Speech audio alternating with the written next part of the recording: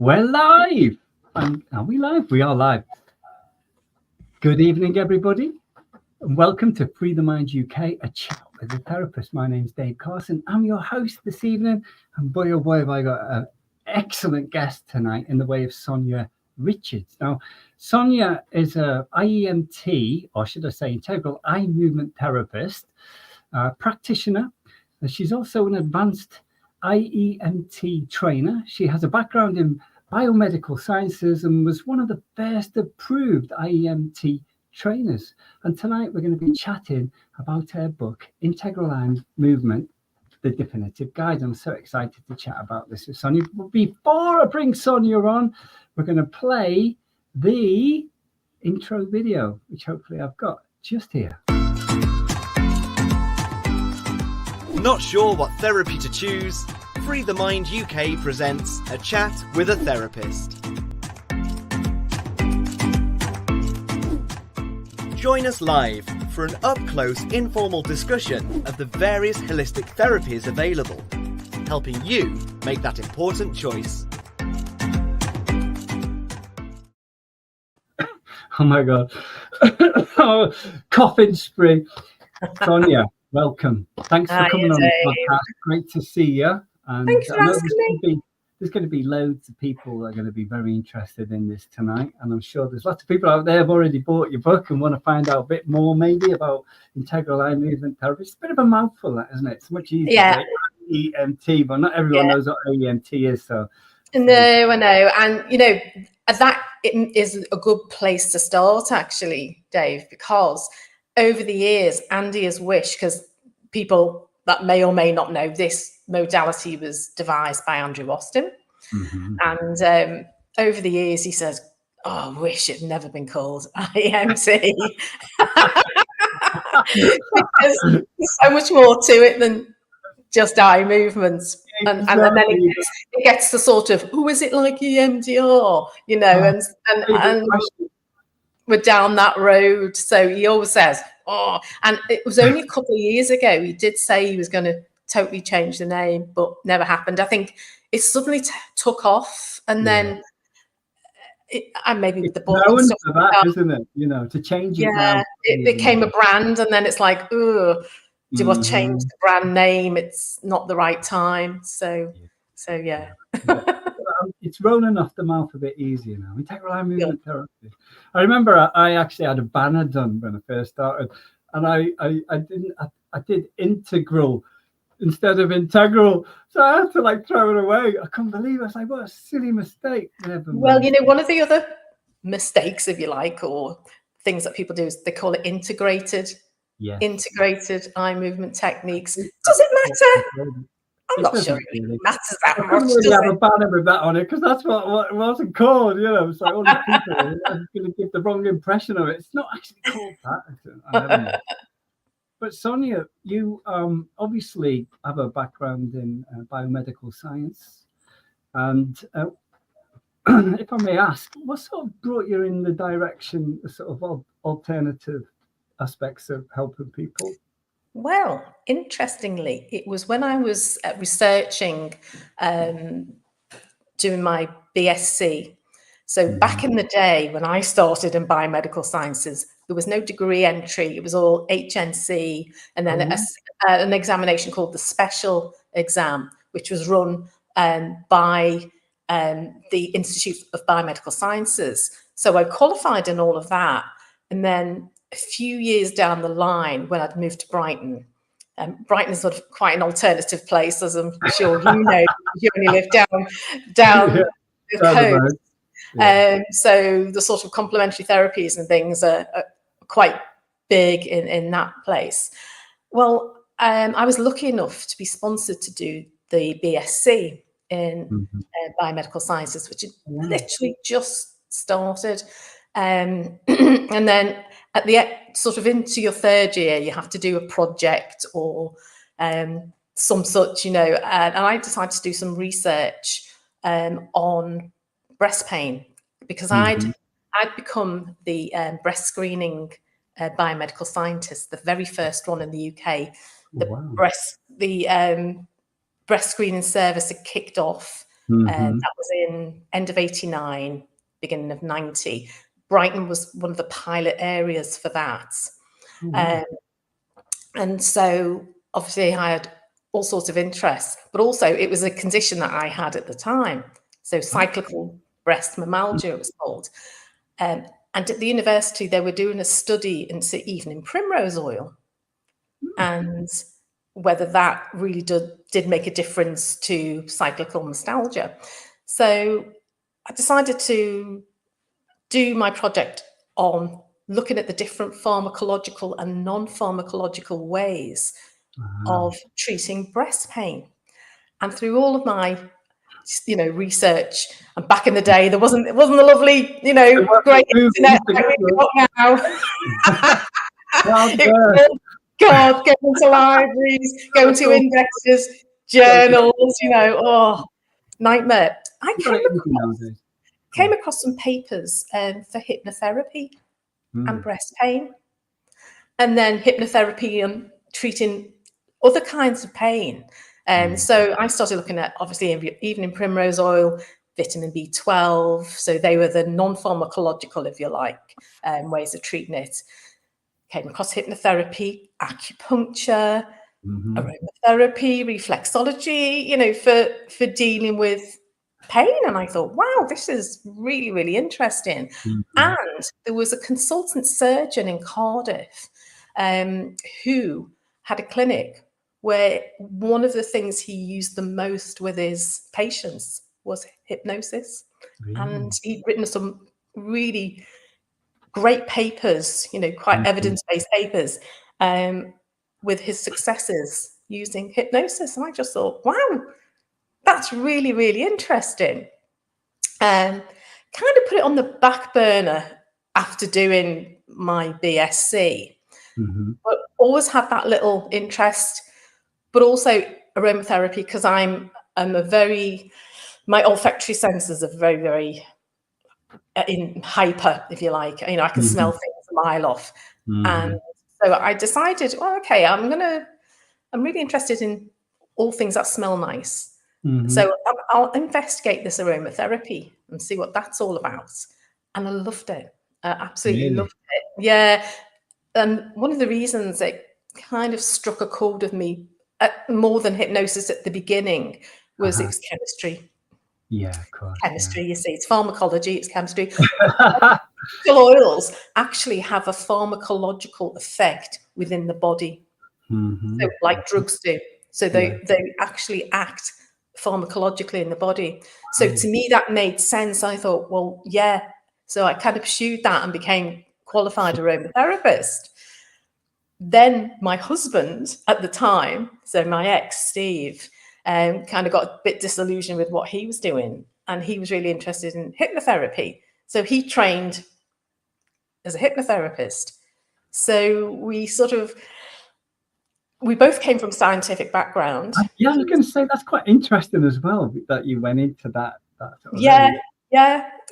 So I was doing all the science still, and I was still a biomedical scientist, but I started to, deviate off into other areas that were just interesting. And then my ex, Steve, he had worked a lot in, as I use the operating theatre technician, a bit like a scrub nurse, really. And he attended a lot of childbirth, and he was seeing a lot of women in a lot of distress and pain. And because he trained in hypnotherapy and he knew there were techniques that we could access with hypnosis, that I'm not saying they're always going to help all the people all the time, but he thought there must be a way of helping women have a much more comfortable, even if they're taking the drugs, they're still anxious about taking the drugs. So what is it we can do to help women have a much, calmer entry into labour and birth? And so we did some research and came across a lady called Marie Mongan in the States. And she was a lady that had devised her own hypnobirthing techniques and program. So Steve being Steve, he phoned her up and said, I'm really interested in this. And she said, well, hey, Steve, I haven't got any practices in the UK. Why don't you train and bring hypnobirth into the UK? Wow. So that's what we did. Before that, wasn't really in the UK then. Was this Not lady at all. like one of the pioneers of this? Yes, yeah. Nikki was really, she'd been doing hypnobirthing in the States for at least 10 years. I love the synchronicity as well. Yeah, absolutely. And I was doing aromatherapy and reflexology and stuff at that time. So we kind of collaborated to produce a nice sort of complementary package for people that, wanted to have, as I say, just a better women that wanted better time of birth. And not just the women birthing, but of course their partners as well. Because a lot of partners have high anxiety, don't they? So that's how it started. Wow. Me on that journey, if you like. And then after doing all the hands-on stuff and attending Steve's hypnobirthing classes, and then the clients coming back to our house with their babies with these amazing stories of really controlled, comfortable, calm birthings, and for some of them actually saying for them it was pain-free. Wow. I just thought, okay, I was a bit poo-pooey of it. Being a scientist, even though I'd done the research and had found all these papers about pain. You always have that little thing there. Yeah. But when you see real women the proof's in the pudding. That experience, it's like, oh wow, okay. And I realized, of course, and one of the catchphrases, I guess, in hypnobirthing is where the mind goes, the body follows. So it was an awakening for me to think, okay, we've got to start with the mind first. Everything else is an adjunct to it. And if we can get the mind in the right place, so much can be achieved. Absolutely. And then I decided to train as a hypnotherapist, etc., etc. So there we go. And then you came across Andrew Austin. We did, yeah. It was me and Steve. Of IEMT. Well, me and Steve attended a meeting, an NLP meeting one night, and I write about it in the intro of the book. I did it quite descriptive. This is right in the very early days of it as well. Yeah, it literally was right at the beginning. I mean, Andy, he'd done various workshops. He'd workshopped it a lot. And his original workshops were only a couple of hours. They weren't full on trainings or anything like that, because he was, getting through. Yeah, absolutely developing. And so when he sort of formulated that and then got his definitive training, if you like, sort of sorted, then he was obviously out touting for business, wasn't he? Going to various meetings and stuff, and this NLP meeting in Brighton. And I'd actually done my hypnotherapy training. I'd done EMDR, which I thought was a great idea, but didn't work for me. I'd also, luckily, and when the hypnotherapy training that I did NLP. So we did the proper diploma in NLP, not just a couple of days. Some people do. We'd done TFT. So I know you do EFT tapping, TFT tapping, and EMDR. And EMDR never worked for me. TFT did, funnily enough. EMDR never. So I was, again, skeptical going to this meeting. Another fellow with the eye movement thing. Eye movement thing. Oh, here we go, And Andy being Andy was just straight on it. No, not too much waffle around it. Right.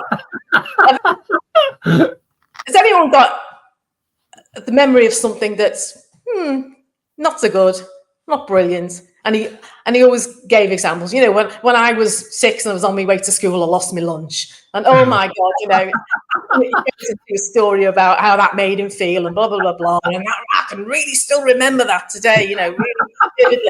Anything like that. It doesn't have to be a massive, huge thing. Not the worst thing in your life. Just something like that. Well, everyone's got something like that. which I did. And so he just told us what to do. We had to pair up and move our eyes around, or the person. We had a person. It was fingers or a pen or whatever it was. Had to move your eyes around, going across the horizontal and each diagonal about 6 times each way. Stop, and then how vivid is the memory now? Can you still get that back? And it was unbelievable. So this thing that had been going on in my brain for don't know how many years, this memory that was still vivid and made me feel awful, sort of a bit shamed and all of this. It changed. I haven't seemed to sort of grasp this vividness of this memory anymore. It was just, oh my God, how on earth did he do that? And I was sold. That was it. I thought, well, obviously, It's like that, though, isn't it? It works like that. It got me like that. I was like, oh my God, how is that possible? Why can't I get that back anymore? And everyone I do it with, same reaction. Yeah. So kind of went on from there. Now, at the time, I hadn't finished my diploma in NLP. And because I was at an NLP meeting, I thought you had to be qualified in NLP to do IEMT. Steve was qualified, so he went and did one of the very first ever practitioners in IEMT with Andy.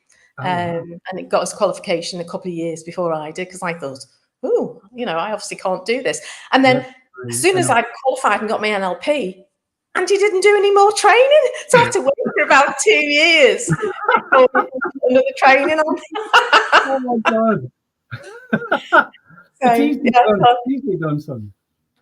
But what he did do, which was fantastic of him, actually, bearing in mind he was the only person training IEMT, of course, at the time. Steve approached him and said, "Look, I'm going to be given a lecture at a huge international conference in hypnobirthing over in the States, and I'd like to demonstrate IEMT. So I'd like to do the sort of kinesthetic pattern and talk that and get some exposure for it." So Andy said, absolutely, go for it. So he sort of gave him a special license, if you like, to do that very first talk. And then the following year, he did another one on the identity work as well. So, and, that was before any of us had been trained to be trainers. So, that was great of him that he allowed us to do that. And got that exposure. And then a couple of years later, when I was a trainer, I went back to the States to the international conference and ran an IEMT practitioner training there. And it was in Las Vegas, actually. Oh, so it was quite good fun. I bet it was. So obviously you ended up, practicing it. How long was it before you decided to write the book, and what made you want to write the book? What made me want to write the book was there wasn't one. And we always used to say, Andy, is it a book? Is it be a book? Yeah. You know what the likes of us therapists are like. We love our books, don't we? I'm a sucker for the book. I've got bookshelves of books I've never read and I'll probably never read. But that sounds brilliant. I must get the book on it. Like me, Sonia. I've got like 8 underneath my desk like that. Exactly. And I said, Andy, you're going to write the book? He said, to be honest with you, I'm never going to write the book. I said, well, do you mind if I do? He said, no, knock yourself out, go for it. And I started it and then put it on the back burner for quite a long time for various reasons. Because I was so busy as an IEMT trainer and a therapist. Once that had taken off, I was so busy doing that for the first couple of years. And he'd started his metaphors of movement by then. So I was also really, really interested in that. And I was training in that. And then my dad got ill. So I sort of started it, picked her up again, put it back down again. I used to live in Brighton, as you know. And decided to move back north because I wanted to spend a bit of time with my dad, and he was very ill. Managed to get just over a year with him. So again, I put the book down again, and it was really during lockdown. It was my husband who gave me the proverbial kick up the backside to say, look, you've got all of these chapters, you've done all of this work. It's going to be such a waste if you just do nothing with it. Absolutely. Why don't you get it finished? So I did. That's what I did. Did you find writing a book, was it a difficult process? Did it come to you for me? Easily and effortlessly, you know? No. Not for me. A lot of research involved. I've got my lovely garden out there and the sun's out and what's going on.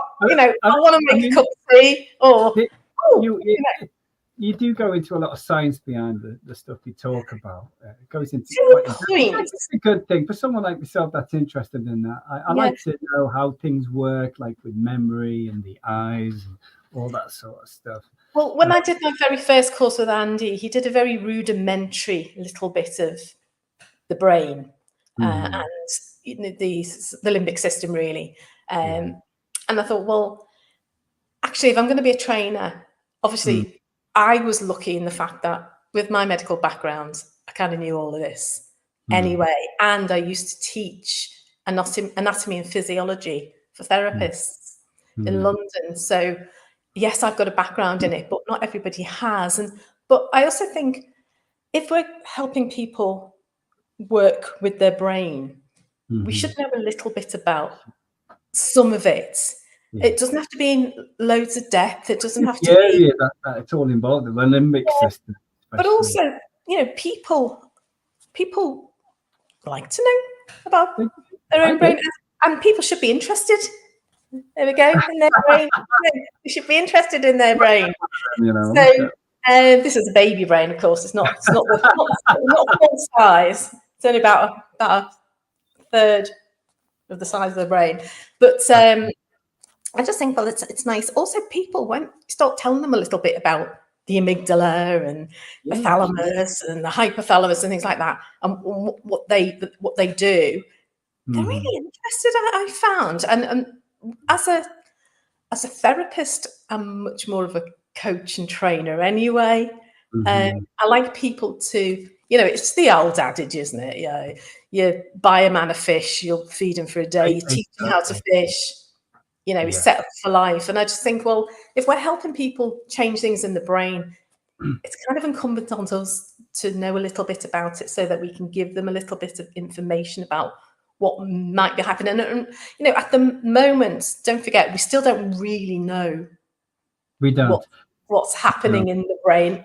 Yeah, we have these models, don't we? Which seems there is a study going on now in the Netherlands.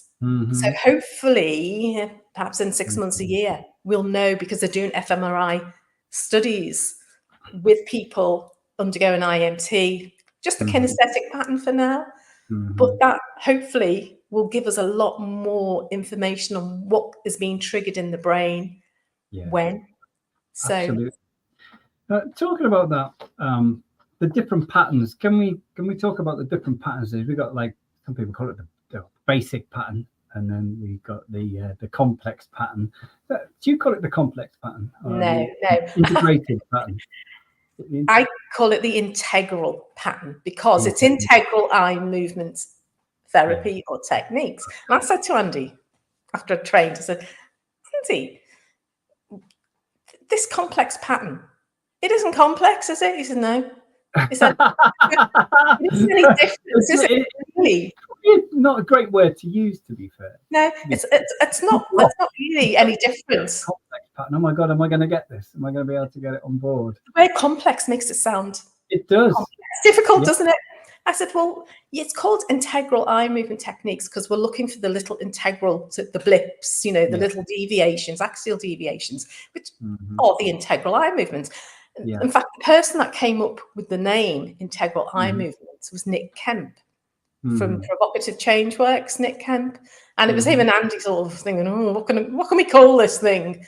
And Nick said, well, call it integral eye movement techniques because it's a sort of integral. This eye movement is integral to the change, and you're looking for this integral little deviation. So I said, wouldn't better just calling it the integral pattern? He said, oh yeah, that's a good idea. Mm. You know, so if you want to call it that, call it that. So I did. Most people still call it the complex pattern because they do. It's probably because particular trainers still use that word. Yeah, exactly.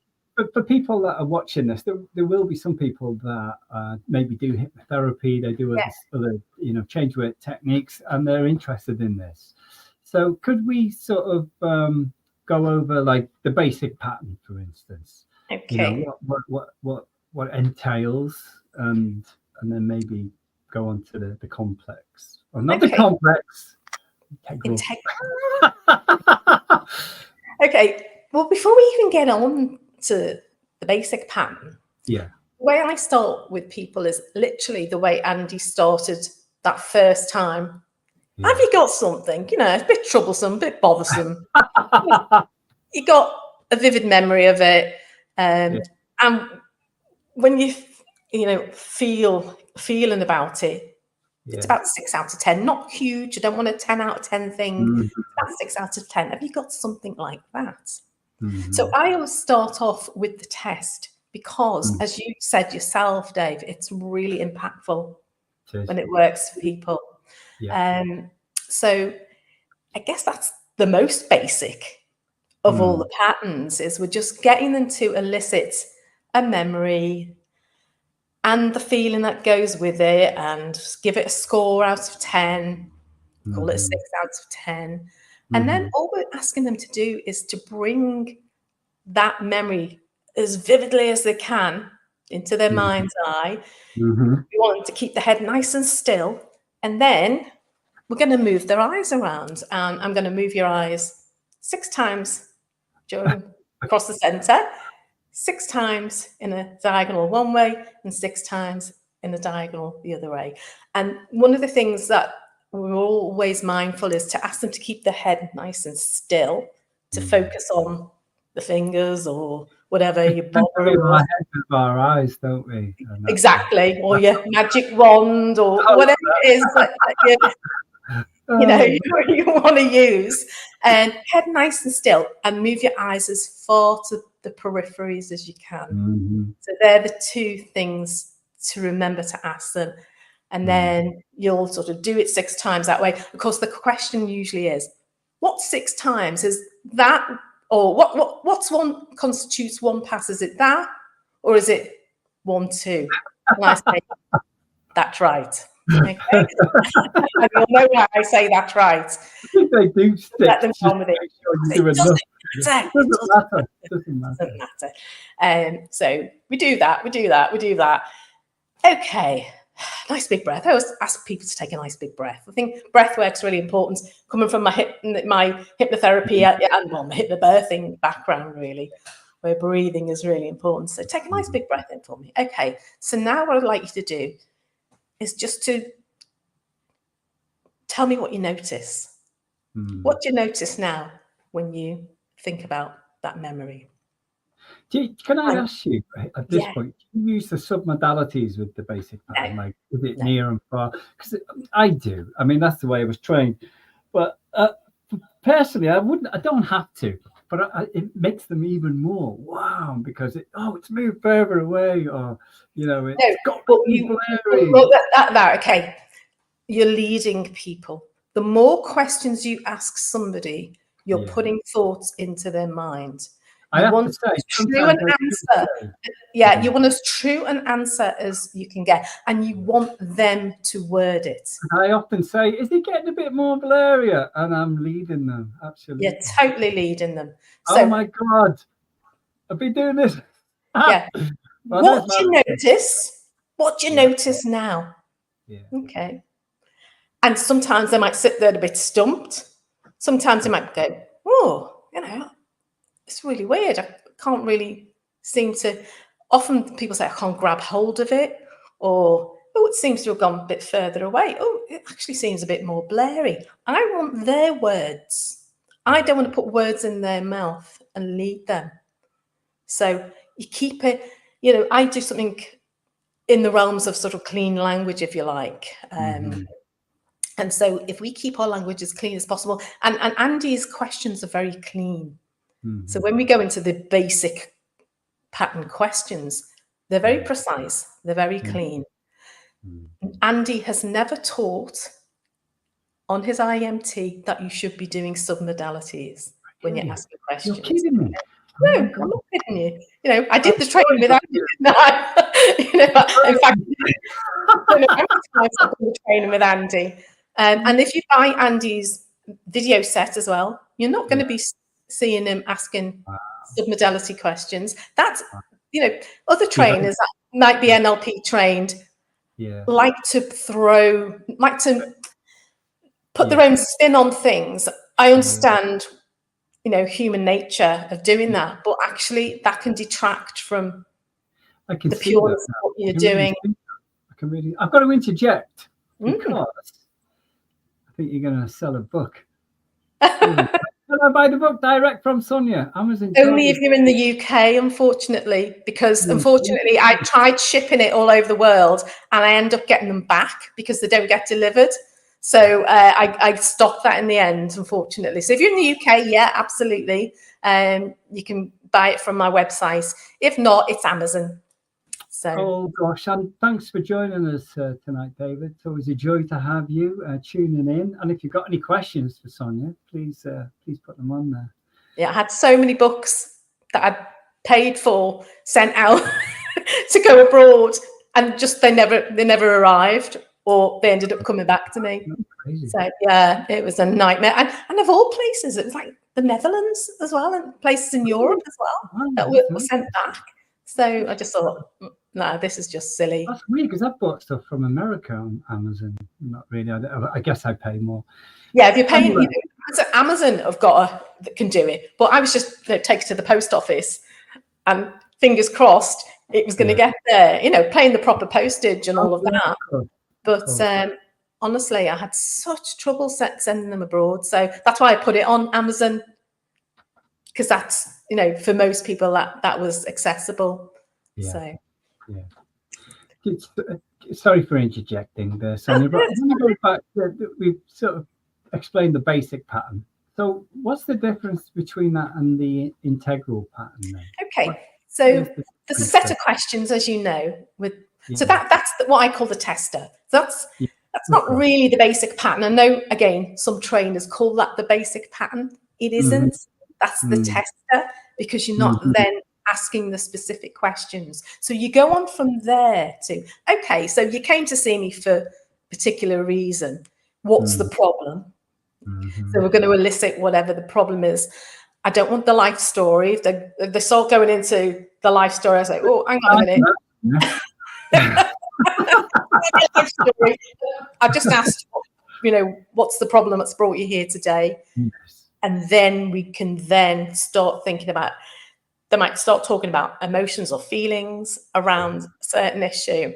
If they do, I'll think, okay, I'm going to start with the kinesthetic pattern, or the K pattern, if you want to just call it that, which makes it more easy to remember. And then we have those questions, don't we? So am I going to put you on the spot now and ask you what the questions are? No, you're not. Is that what you mean? I've got brain fog tonight. I do this on my advanced course. I start off and I put them on the spot and I ask them what, you know, okay, so who's going to tell me what the first question is on the basic? This feeling you've got, isn't it familiar? It's the first time you can remember feeling like that.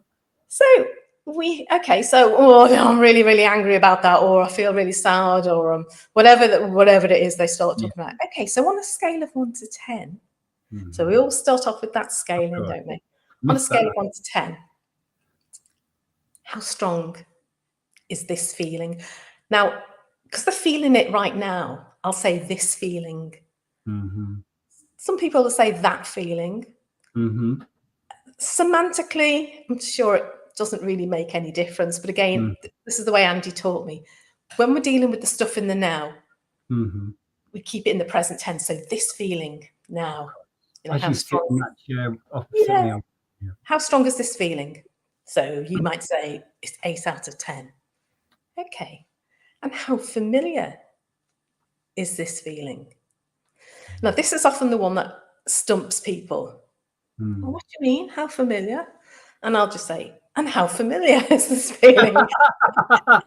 Just going to felt like this before. How familiar is it? Yeah, I'm just going to repeat that question. And they might say, well, I don't know what you're talking about. Well, that's good, you see, because now I know patterns of chronicity are bubbling up here. So that's why I'll always come back with the same question. I'm not going to give them any explanation. I'm looking to see how they're going to respond to that question a second time, often a third time. And if they're still struggling and I think, oh, okay, they're struggling, I'll say, well, is it really familiar or is it not so familiar? And I go, oh, yeah, it's really familiar. Love it. So, you know, kind of sort of leading them, but it isn't. I only do that if they're struggling. If I think, yeah, this person's really struggling to grasp the concept. Now, is it really familiar or is it not familiar? Oh, yeah, it's really, really. And if it's a strong emotion and they've often expressed it lots of times, it's usually going to be familiar, isn't it? Especially if it's something like an 8 out of 10 or something. Yeah, definitely. Okay. And this is the other thing as well. The way Andy taught me was we prefix all of these questions with and. So because he was an Ericksonian hypnotherapist, we're actually getting people into a kind of moving them out of the right brain, moving them out of the left brain into the right brain, opening up that more metaphorical part of the brain, that more hypnotic, suggestive sort of thing. And so, how familiar? And when's the first time that you can remember feeling this feeling? Now, it might not be the first time that it ever happened, but it is the first time that you can remember now. And the hypnotherapists out there will go, okay, so we've got some embedded suggestions here, embedded commands. And when's the first time that you can remember now? You know, so what we're after is that transderivational search. And, you know, I'll let people give them 20, 30 minutes. Now, some people straight away, they know. But what are people doing when they're doing the transderivational search? What do we have to do when we're thinking of stuff in the brain? We're moving eyes around, aren't we? So right from the get-go, I'm watching people's body language.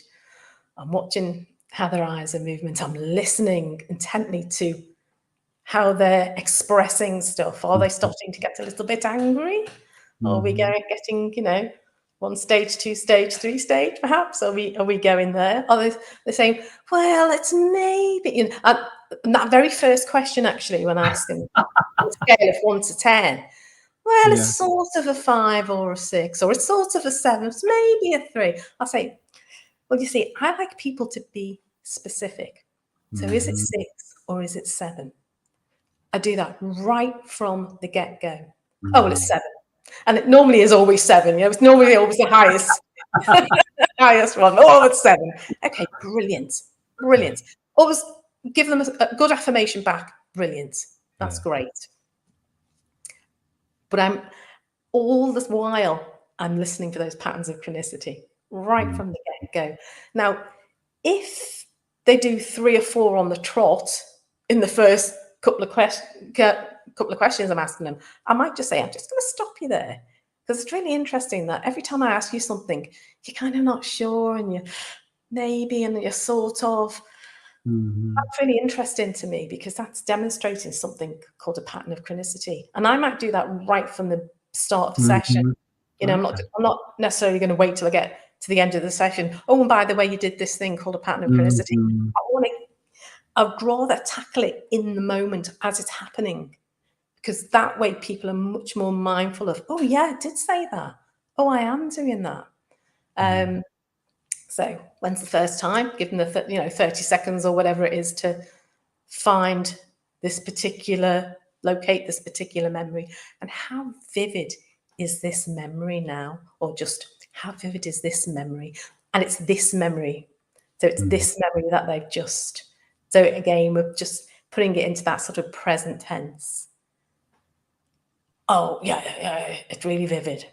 Fantastic. Or, well, it's not so vivid, but if it's a strong thing and it's a big memory, it's usually vivid in the first instance when we're doing the first pass. Okay, that's brilliant. Now, what I want you to do, like we did that little eye movement test before, I want you to really bring this memory up as vividly as you can. And I'm going to move your eyes around. Okay. And then we'll get to a point where we stop. I'll just ask you the questions again. So, okay. So you've got that really as vividly as you can. Fantastic. It's difficult to get the center point on my screen. Okay. Brilliant. Head nice and still. And keep thinking of this memory. Keep thinking of this memory. That's it. And if it seems to want to fade, just keep bringing it back. Brilliant. And during the basic, if you like, you can do exactly those same movements again. So you're going to go through the middle about 6 times. You're going to go across one diagonal about 6 times. And I tend to, when I'm just going to get a bit further back from the screen. So when I'm going across to the diagonals, I go up and across and then down, up, across and down. So that's how I do my swap overs. Okay. Because it makes it easier for me to remember. So I'll do that. Yeah, I've done that a few times. Did I start this way or this way? Then I'm up and then down, just so that it's easy for me to remember. Yeah. Do that 6 times. Okay, brilliant. Take a nice deep breath. Lovely. And now when you think about that memory, just change the tense. Now you think about that memory. Okay. What do you notice? What do you experience about that memory now? And that's when I'm listening out for it's got further away or, and then I will then rescore it. And when you think about the feeling, how strong is the feeling now? Oh, that's interesting. That's it. It's now 5 out of 10. Wow, fantastic. 5 out of 10. So there's been a bit of a change there. And would I stop at 5 out of 10? Not necessarily. I'd say, okay, so I've got a bit of a leap of faith for you now. Now, the last memory that you had and you had a feeling about it, that was 8 out of 10. You're now saying this is 5 out of 10. Now, would you agree? You might not agree, but a feeling that is 8 out of 10 is different to a feeling that is 5 out of 10. Okay. So this feeling that you're feeling now, do you notice what that feeling is? I mean, it might still be that anger, but it doesn't feel so angry. Yeah. You might have a different word for it. And now in the early days, I didn't used to get them to express what the name of the feeling was, but I did some research, and the research seemed to say that if people can express a name of the feeling, it actually seems to works better for them in lots of different fields to give a name, rather than just, it sort of feels sort of,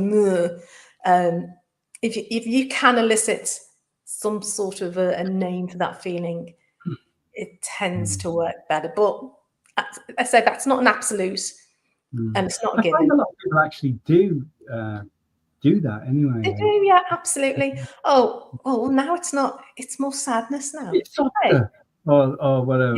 Yeah. So, okay. So it started off as anger, and now it's more sadness. Okay, so let's take this feeling of sadness that you said is now a 5 out of 10. And how familiar is this feeling? So then we're going back.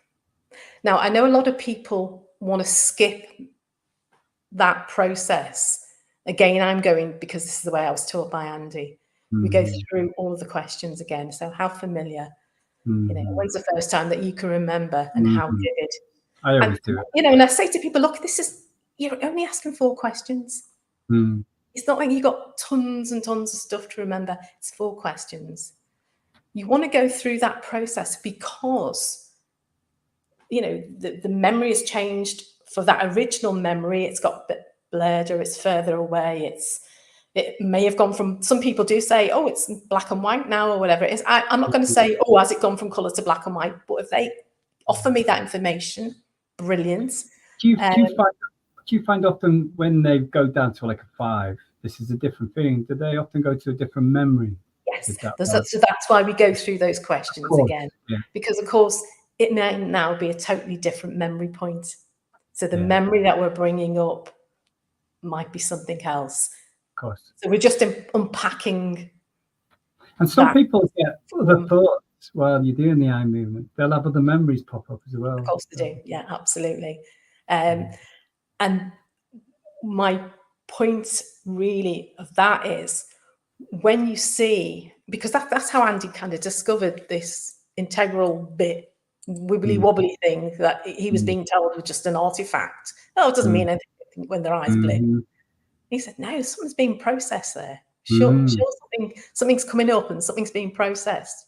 I'm always really mindful of that. So the way I work personally is, yes, I'm going to teach people all the steps if I'm doing a training, to do the test, to do the basic, and then the complex or integral, as I call it, then move on to that. But of course, once you're fluid and fluent in this very simple, let's face it, technique, and you're being vigilant as to what the eyes are doing. Exactly that. That's, I tend to then, so if someone's going up there, you know, and how vivid is this memory, and they're up there, where am I going to start the eye movements? Up there. Start at that point, aren't I? And that's all the integral is.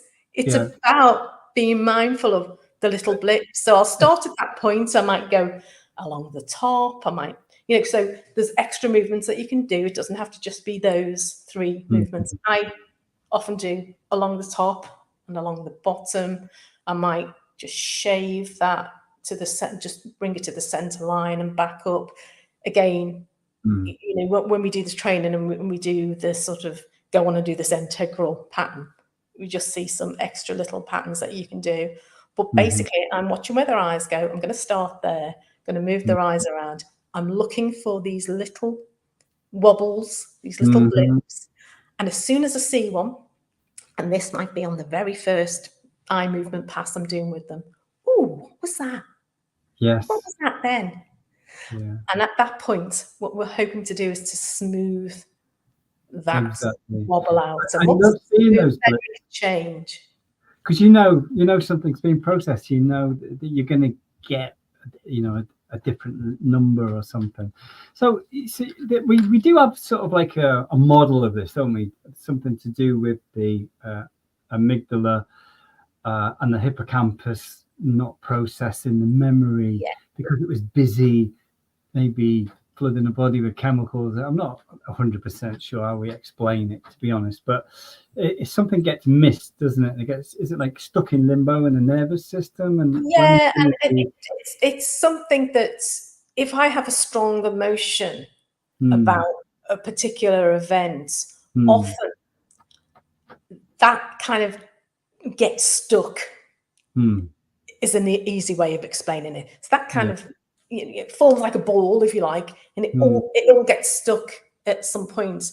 And unless we can dissipate it, so we can take the jigsaw puzzle and shake it up and break it to bits, the brain is unable to then store that in the different parts of the brain where it should be stored, because you know, memory doesn't just stay as a it's not I found that really fascinating, the way the brain breaks it up into its consistent parts all over the brain.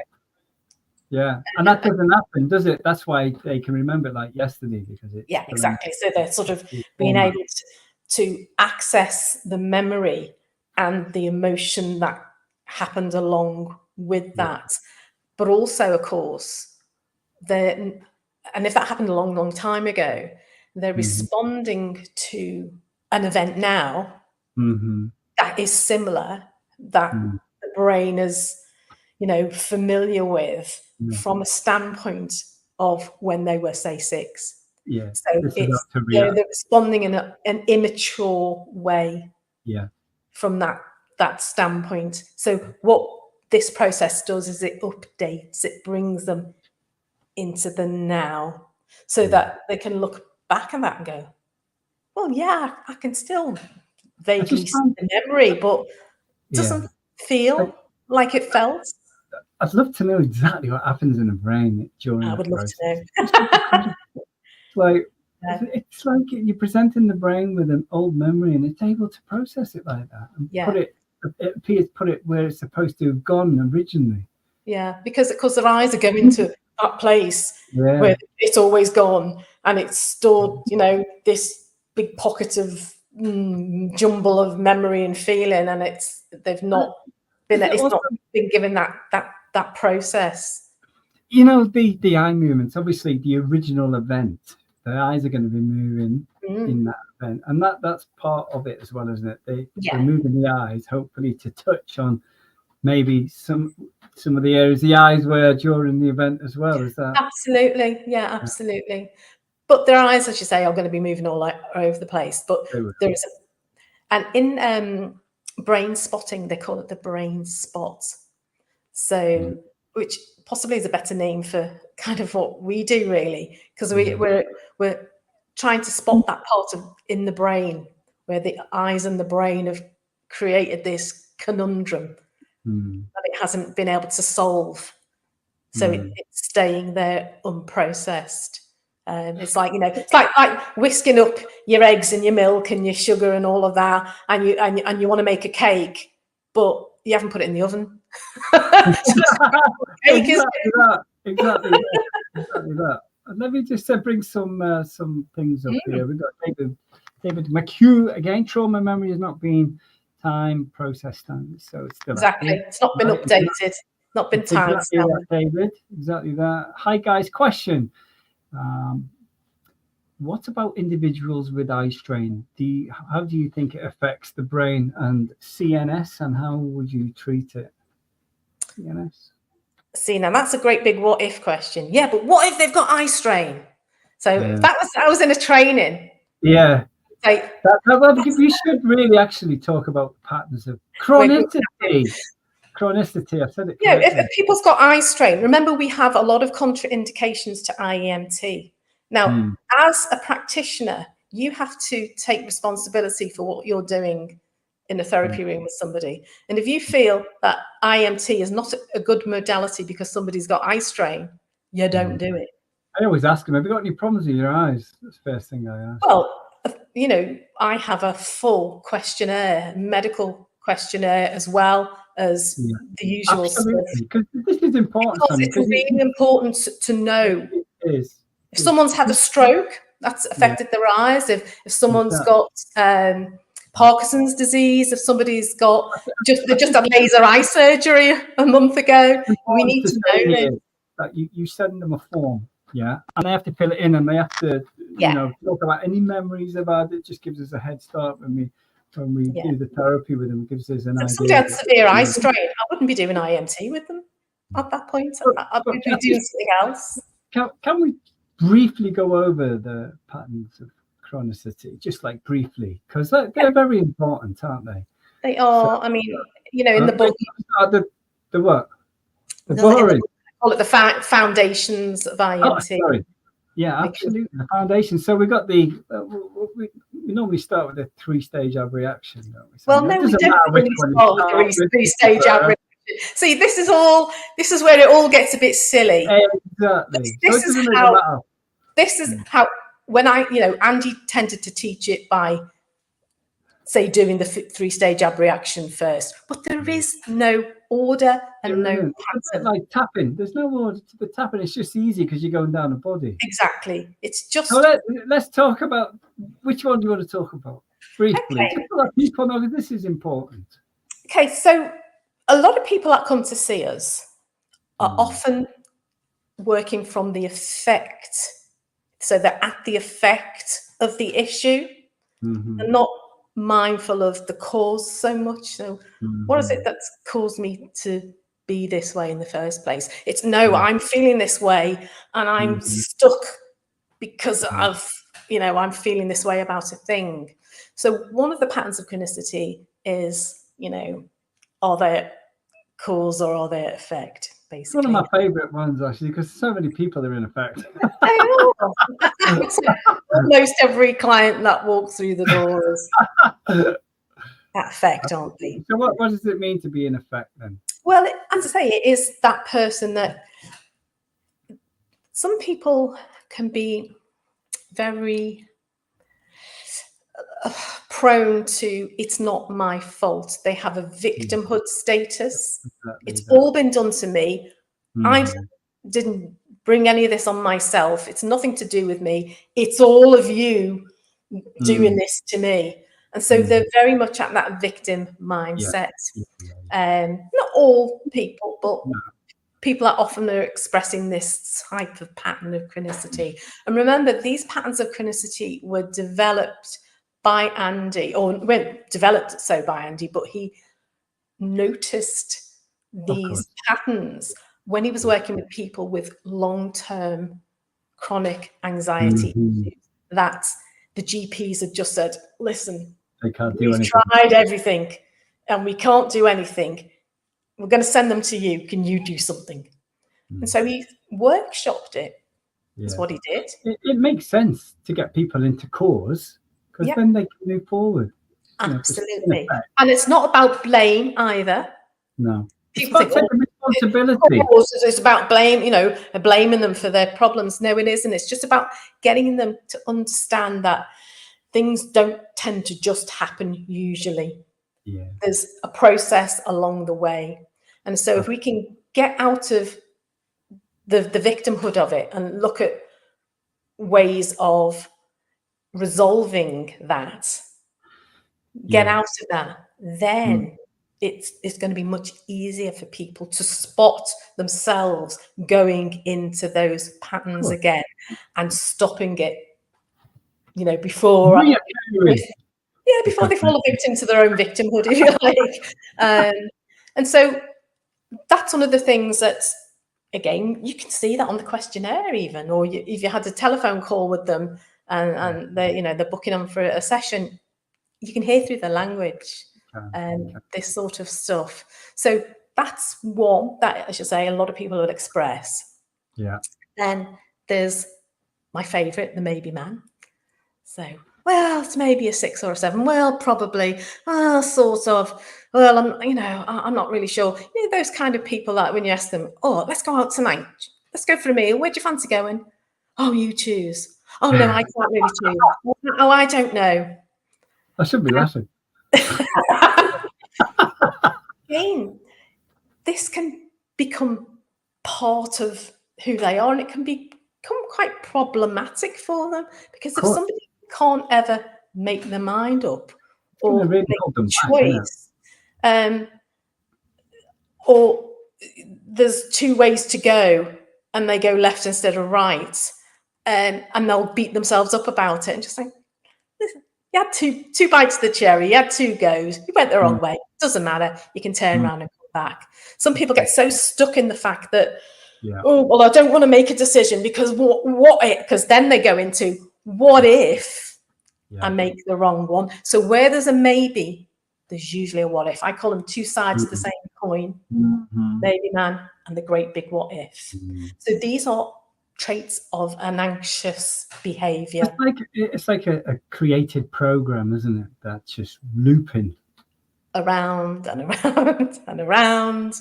And so people are getting stuck in their anxious way of being because they are running these patterns and they don't know they're running them, because they're not hearing themselves coming out with these words. But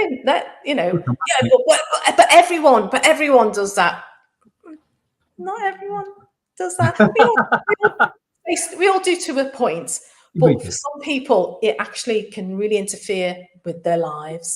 Absolutely. So if somebody's a maybe person, I will elicit that, I will demonstrate that to them. If they're what ifing, I don't answer what if questions, which then can move people into another pattern of chronicity, which is a 3-stage abreaction. Hey, you would get there. What if they're going to stop getting angry with me? I think everyone's experienced a 3-stage reaction.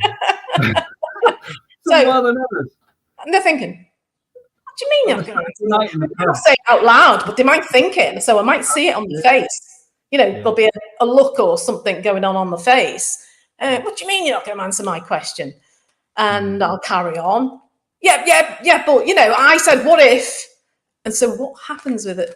They go from a person being anxious to a person being angry. Now, we know because of the 3 pillars, again, people chain emotions. So I'll go perhaps into start getting angry with me. So I might say something else which is a bit general or slightly a bit flippant to see whether I can elicit, you know, another response from them. And then if they still don't like what they say, I say they're going to go from a signal, which might be a look, to amping up the amplitude of that to yes, but. And if they still don't like it, then that's when the toys can come out the pram, can't it?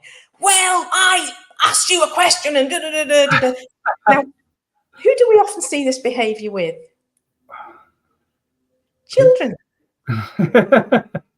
Yeah. And again, it can be a very, it's not a very mature response. No.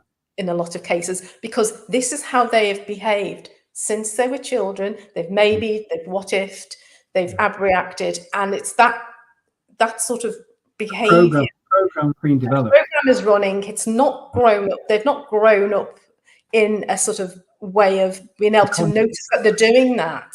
Yeah, exactly. So they're not conscious of it. And so they're just going back into the automatic program of what they did when they were 3 in the supermarket and having a tantrum because they couldn't have an ice cream or whatever it is. And so that can then happen.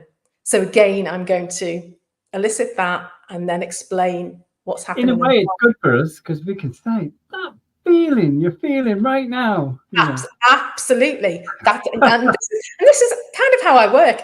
I just flow from stuff, you know. I don't, I'm going to do the basic pattern and I'm going to do this. I'm just very, very intuitive with people.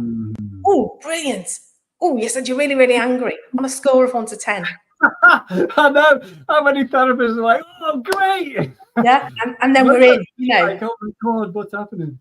Exactly. So, and these are my little, I also have these little lovely little things. Now, in a training, if someone kicks off and they do I might throw the yellow ball at them. So they've got the yellow ball. And if they kick off a bit more, they might get the orange ball. And if they really kick off, they're going to get the red ball. It kind of lightens things as well. And I do it with clients, you know, because we want to get, some people have been so down and depressed and haven't laughed in a month of Sundays. Exactly. Often one of the best things is to get some laughter going anyway. And that's exactly going from a whole own heart something, because I like to incorporate fun into it where appropriate, you know. Yeah, well, it's appropriate. It has to be appropriate, and I'm not going to do it with everyone, but you know, so I'm looking out for that. And what I'm also looking out for is people that are actually clawing at the entrails of the problem. So we call it the 99% versus the 1% pattern of chronicity. Now, Andy describes this as when he worked in mental health units, people that were in long-term care for mental health issues that often had been institutionalized, etc., were also always focusing on the problem rather than the change. So they'd have all sorts of therapy. And then rather than, okay, and what do you notice now? Well, actually, I feel a bit lighter. Well, you know, I'm still noticing that darkness is there. Or even though they might feel 50% better. Absolutely. They're always going to go back. And you know, I always describe it. It's that when somebody walks into the room and your house is all lovely and clean and tidy. They'll find something. And they find that spider's web in the corner. Oh yeah, they're gonna go straight to where the problem is. Not gonna say everything else. So that's another pattern of chronicity that can be harder to spot for new practitioners actually.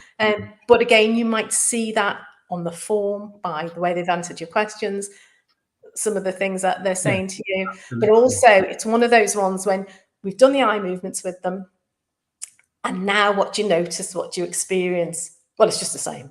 Nothing's changed, you know, or okay. So, and when you feel about this feeling now, how strong is this feeling now? Oh, well, it's a 5 now. Okay, so it was a 10 before, and now it's a 5, but nothing's changed. I know, it's great. It's that sort of scenario. So I have, you know, crib sheets that I've printed out from my clients. So I'm going to let them, you know, educate them in the patterns of chronicity, because what I want people to do is to understand that they're doing this.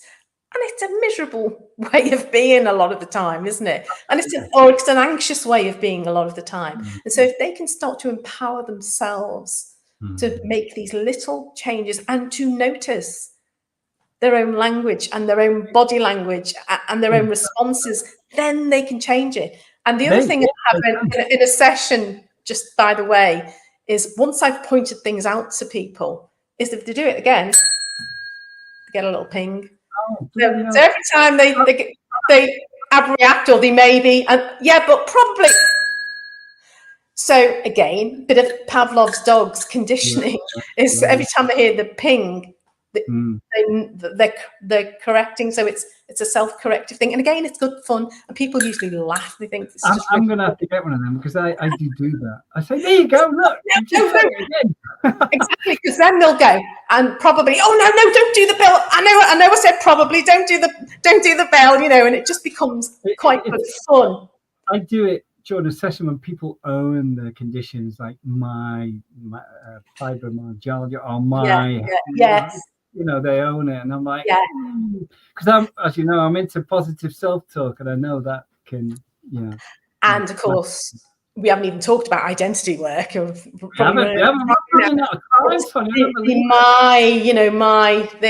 becomes part of their identity, doesn't it? Let's talk a little. We haven't got loads of time, but let's talk about identity, because I know it's your thing. Yeah. Well, I just think that's one of the things that tends to get overlooked, because a lot of therapists are sort of focusing on how people are feeling rather than the power of the ping. It's how they're being, who they are, is going to have an effect on how they're being. So if I'm being that victim, if I'm, you know, woe is me and poor me and little me, and listening to how people are phrasing pronouns. Now, this has become a little bit difficult, hasn't it, over the last couple of years, because of the pronoun explosion and the change that people are putting with pronouns now. So the original work from Andy, which talked about 4 pronouns of how we tend to relate to ourselves. I'm in 68. That's another good one, isn't it? So when somebody says they, what does that mean? There isn't 2 people in the head. No. So it can become problematic. But still, for the majority of people, we will say I, we will say me, we will say myself, we will say you. And in a lot of cases, it's quite colloquial to say you instead of I. Yeah. I'm a Scouser. You know what? We do it up here all the time. We're both Scousers, by the way, everybody. But I know I can hear myself when I do it now. And so I can self-correct myself. So if I'm saying you all the time instead of I or me or myself, what I'm trying to do on some sort of level is draw people into my experience and get them agreeing with me, get them on my side, so I can give out the sort of universal you, instead of, well, you know, I just don't feel comfortable in a room of strangers. We might phrase it, well, you just don't feel comfortable, do you, in a room of strangers? That way I can get you agreeing with me and on my side. Whereas really we should be taking responsibility for our own feelings and not trying to project that onto others by saying a you. So again, this is where the little pinger comes in. So this is, I will, get them to understand this. And every time there's a you instead of an I in a session, out comes the pinger. As a way of reminding them that I want them to bring that into their own experience, not try and cast it out there. So that identity work is incredibly important for people to get a handle on where they may be getting stuck, especially at certain age points. Now, the work came from David Groves. So those of you from New Zealand that are out there will know David Groves, I would think, who is a psychologist of great renown. He's the guy that, came up with clean language, clean space, all of those sort of things. And Andy attended a workshop of David's, and he suddenly realized, oh my goodness me, yeah, there's this whole lot of work on identity that's been overlooked. Absolutely. And how we position ourselves in space. So as you know, I work for the Society of Mental Space Psychology, and how we position ourselves in space in association to other people. So how I relate to you, how you relate to me, etc., etc. This can all have, an impact on how I am being in myself. So we ask them to think about I, for example. I always give examples. And the way I do that, I tend to ask them, so anyway, who are you? So who are you? And I want you to just phrase your answers, well, I am, and give me a whole load of I ams of who you are, because I'd really like to know more about you. Some people find that really difficult. Really struggle with who am I even? And that's including therapists, by the way. That's not just clients. Some people will rattle off a whole, well, I'm a teacher, I'm a whole list of stuff. It could be a mixture of things. Some people will be more esoteric. I'm a healer. I'm a free spirit, or whatever it is. There's no right or wrong. And that's why I said there's no right or wrong. Just, okay, so this I that is a healer. When you think of I, whereabouts is I? So we're now getting them to think of some sort of connection, how they perceive I. So and that could be for some outside the body. I'm hoping it's going to be somewhere in the body, connected to them. If the aspect of ourselves is floating around in space somewhere, that can be problematic, because again, they've kind of lost a sense of part of themselves. So this I, and how old is this I? And what's happening around this I? So something could have happened to I when I was 6, and I'm still responding on some level as that I when I was 6, and what's happening around is, I heard my dad and he was beating my mum up, in the other room, and it's really frightening, or whatever it is. Or it could be me, I got locked in the toilet, which is true. Got locked in the toilet. I got locked in the toilet. So whatever the I is that they associate with. Okay. And so we go through all the pronouns. We go through I, we go through me, we go through myself. It's quite interesting. There tends to be a rule of thumb that I think people are pretty sorted. The I, me, and self tend to be within the body. You, in theory, should be external, because when I talk about you, that is you, Dave, isn't it? That's not me. Yeah, that's absolutely. You.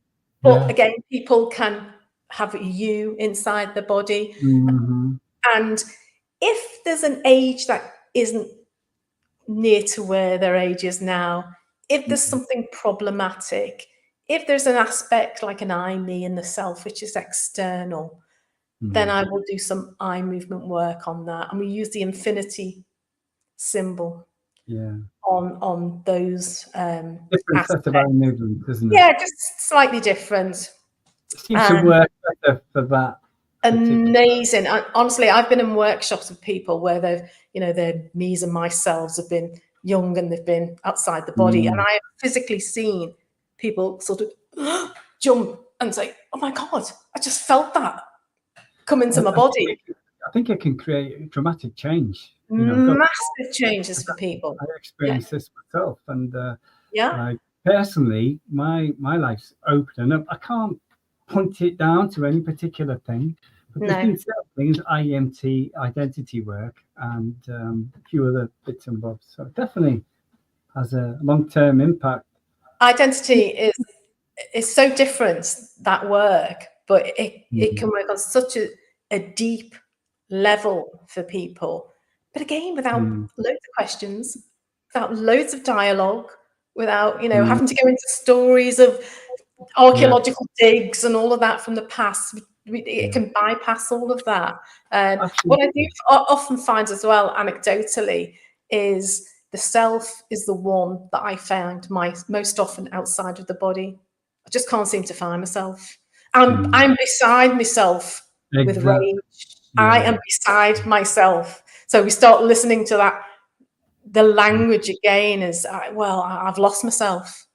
And often when we elicit, the information, and when you think of self or about the self, it's over there, or it's behind me, and things like that. So you hear what they're saying, and then when you elicit the information, it is often not connected to the body. So fascinating. It's fascinating. It really is. And I think we spoke about this before, and the fact that, like, if someone comes to see you with like a fear or something, and you can often sort that fear out for them. But if you don't, like what you said, if you don't look at who they are and who they are operating from, then they're probably going to come across another fear, or they're going to be in the same position somewhat, and not have the information or resources to deal with it. And that's why. So again, with the identity work, with all of the work I do, get people to do it for themselves. Self-use of IEMT. I've had some fantastic people that keep diaries, and once they had one lady in Latvia that I trained, and she decided on every full moon she was going to do our identity pronouns and see if things had shifted around and stuff, and then she correlated it, and then she did it with her clients and formulated a little bit of information for me, and it did seem to. Things seemed to go a little bit more haywire, like full moon, and after the full moon. Kind of thing back in the body again. So so this is the thing with it, especially with things like identity states. It changes. It can change. I love the idea behind operating from your current age. Yes. Because people throw their toys out the pram because they probably regressed to like 14 when they were a little teenager. Yeah, exactly. Automatically, without even realizing it. They're finally in it. Yeah. And that's the beauty of identity. Yeah, it's about them being mindful of that. It's about perhaps keeping their own little log, doing their own eye movements if they want to, understanding what patterns of chronicity they all have a propensity to, so they can start to self-correct, and hopefully then have a much easier time of it. At the end of the day, we just want to have a nice, easy, calm life, most of us, don't we? Some of us want adrenaline, excitement, but most of us, we just want to have a nice life, nice cup of tea, go on holiday, do stuff, and not have to fret about not have all this crap coming in, and exactly. or whatever. Exactly. We can get to the bottom of this stuff. I mean, there's loads of different change work techniques out there. Oh, of course there is, and this is not the be all and end all. No, it's not. I was going to say this is great because it works alongside so many different. Absolutely. If I'm gonna, because I'm on a mission now with my self-talk. Changing, making people more aware of their old programs, how they talk to themselves, and then editing. And I'm going to be incorporating some of the identity stuff into that. I'm going to create something, so that's going to be quite interesting. Brilliant. Yeah, and the patterns. I mean, I've taught loads of coaches over the years, and one of the things, the biggest takeaway for coaches is those patterns of chronicity. and they tend to do that with their clients the most because it's so tangible and it's so easy for them to then do the work to self-correct. Because people, I know people want to come, don't they, and have a magic wand and have it all swished away for them. But actually, what you put in, you get out. So I want people to actually put a bit of effort in themselves as well. I mean, at the end of the day, that's what it's all about, isn't it? Taking responsibility for who we are and how we act. Because that's the least we can do in this life. And if I don't know who I am, you're lost. Even who I am, then that's that. Yeah. Let's get even back to basics. And who are you? Who are you? And if I don't know who I am, then I've got to then start to discover who I am. And put stuff into place. I'm interested in bonding, attachment, bondings, attachments. It's all vitally important with who we end up being. It's all connected. It's fascinating stuff, son. So let's talk about your book again, right? Oh, God, let's talk about. Let's go back to the book. The book, everybody. Here we go. Integral eye movement techniques. Yeah, and I called it techniques because, as you know, it isn't just one technique. No. Lots of different things in there, and there's lots of stuff that people can do for themselves. Obviously, I was going to ask you, who's the book aimed at? Is this for practitioners? It's a great Bible to have, but is it for just people who are just anyone that's curious? I know loads of people that aren't IEMT practitioners, but they may be kinesiologists or they may be hypnotherapists or whatever, and have just found it interesting and thought, actually, because you don't have to have a certificate to be able to talk about patterns of chronicity with people. No, you don't. You don't. And also, something we haven't sort of gone into detail about, which we haven't really got time, Sonia, unfortunately, but you're always welcome to come back again because there's so much to talk about, is the advanced level, because you're a trainer in the advanced level. So this book is the level 1. So this is the practitioner level book. So I don't go beyond what we would do, say, in an advanced course. An advanced course is much less structured. It's much more open to interpretation as well, if you like. We go into some other aspects of patterns and how they come about. Things like we go into zero-sum game and non-zero-sum game and how that can have an effect on those patterns of chronicity. With the PTSD model, which we haven't even spoken about, I actually take that framework. Andy's come up with a brilliant framework, but adapt and apply it to other scenarios. So the framework he's come up with isn't just for trauma. It can be used for lots of different things. So I sort of discuss that. We look at phobias and pain and somatic experiences and how we can work with dreams and sleep. So how we can help people with that. I bring a little bit of metaphors of movement in. I bring a little bit of disc profiling in because I find that really interesting as well. So it's more self-reflective. So a lot of the work, the exercises you do, we're kind of doing for yourself, for your own self-development, really. Sounds really interesting. I'm definitely looking out for your next training. You're abroad somewhere on a beach when it's happening. Maybe I should find a nice place in Italy or somewhere to do a course. That'd be nice.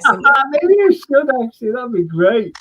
If anyone out there has got a nice place near the beach, wants to book me, wants to hire me, lovely. But this one here, the web address there, that's correct, if I'm right. Yeah. IEMT training on your website. You can go on there if you want to check out any future training. Obviously, and on your website. Email me, sonia@soniarichards.com. I'm always happy. People that bought the book from all over the world have never done a training. Email me just to ask questions, and I'm really happy to chat to people. So well, I can put that on the link when you go to YouTube and stuff like that, like your website and everything. Friend me on Facebook, you know. Absolutely. Well, like I said, Sonia, we didn't cover everything. Maybe another time we can chat again. Maybe another time. There will be another time. Got me. I'm gonna get one of them bells. Yeah, thank you for that. I've got my IEMT hat on now, you see, because I'm listening with my IEMT antenna. Oh gosh, I've got to be so careful now. No, it's all good, but probably gonna have to wrap up now. Oh, probably gonna have to wrap up. Oh, no, okay, I'm coming out of them all. What if, right? Call it a day. There you go. That'd be great. But look, really enjoyed chatting with you. Yeah, it's been great. Thanks, Dave. We'll get a lot out of this. And as I said, I'm going to put your email address on the link, brilliant. Your website, so people can contact you if you're happy. If they've got any questions, if they'd like to do your training, and if they want to buy your book, answer all questions.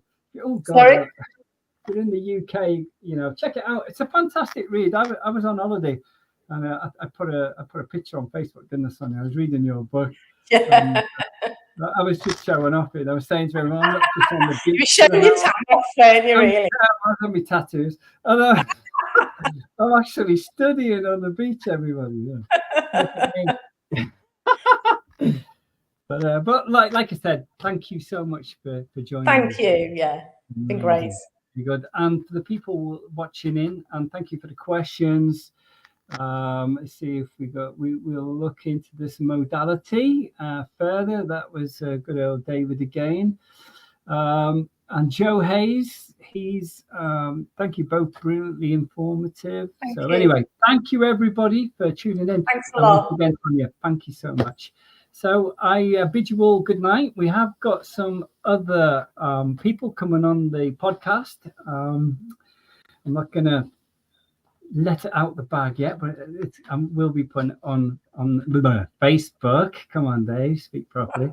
And it's going to be exciting. So lovely. So thank you everybody for watching. Thank you. Bye for now.